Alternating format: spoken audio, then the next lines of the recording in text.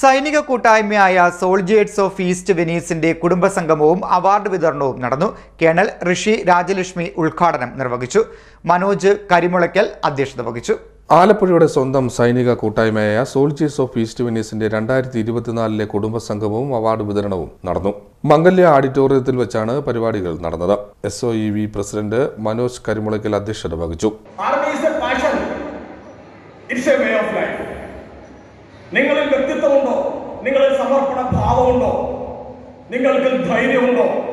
നിങ്ങൾക്ക് രാജ്യസേവനത്തിന് നിങ്ങൾക്ക് മനസ്സിൽ രാജ്യത്തോട് സ്നേഹമുണ്ടോ? നിങ്ങൾക്ക് സൈനികനാണോ? ഇവിടെ ഈ കൂടിയിരിക്കുമ്പോൾ ഇതെല്ലാം പട്ടാള ഫാമിലിയാണ്. വളരെ കുറച്ചുവരെ ഉള്ളൂ ഗസ്റ്റായിട്ട് വന്നത്. ഒരു പട്ടാളത്തിന്റെ ബടാഖാന നടക്കുന്ന അനുഭൂതിയാണ് എൻ്റെ മനസ്സിൽ. പട്ടാളത്തിന്റെ ഒരു ബടാഖാന. ഈ ഓണം നമ്മുടെ പാരമ്പര്യത്തിന്റെയും സംസ്കാരത്തിന്റെയും ആഘോഷമാണ്. സെക്രട്ടറി അനിൽ നങ്ങ്യാർകുളങ്ങര സ്വാഗതം രേഖപ്പെടുത്തി. ചടങ്ങിൽ വിശിഷ്ട അതിഥിയായി ദ മോസ്റ്റ് ഫിയർലെസ് മാൻ എന്നറിയപ്പെടുന്ന ആലപ്പുഴയുടെ കേണൽ ഋഷി രാജലക്ഷ്മി ഉദ്ഘാടനം നിർവഹിച്ചു. നിങ്ങൾ ഓരോരുത്തരും ഇങ്ങനെയുള്ളവരാണ്.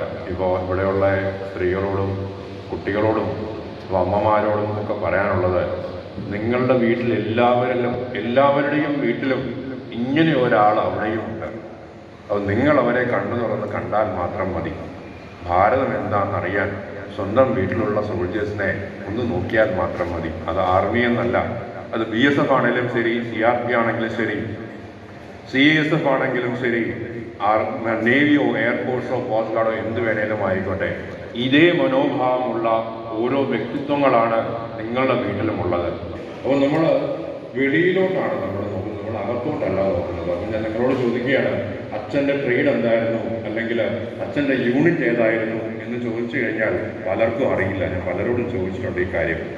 നമുക്ക് സൊസൈറ്റൽ വാലിഡേഷന് വേണ്ടി അല്ലാതെ നമ്മുടെ സ്വന്തം നമ്മളുടെ വീട്ടിൽ എന്ത് ആണ് ഉള്ളത് എന്ന് നമുക്കറിയാൻ കുറെ കൂടി ശ്രമിക്കണം.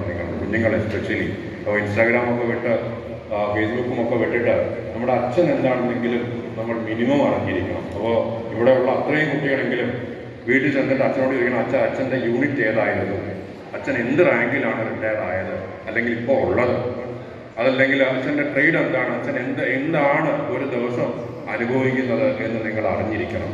അപ്പോൾ ഇത്രയും കാര്യമെങ്കിലും നിങ്ങൾ അച്ഛന്മാരെ പറ്റി അറിഞ്ഞിരിക്കാൻ ശ്രമിക്കണം.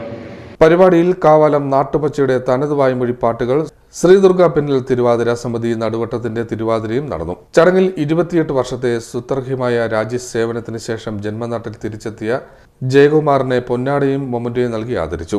പവിത്രൻ വാത്തുകുളം കോർഡിനേഷനിൽ SOEV അംഗങ്ങളും കുടുംബാംഗങ്ങളും നാട്ടുകാരും ചടങ്ങിൽ പങ്കെടുത്തു. CD net news, Harippad.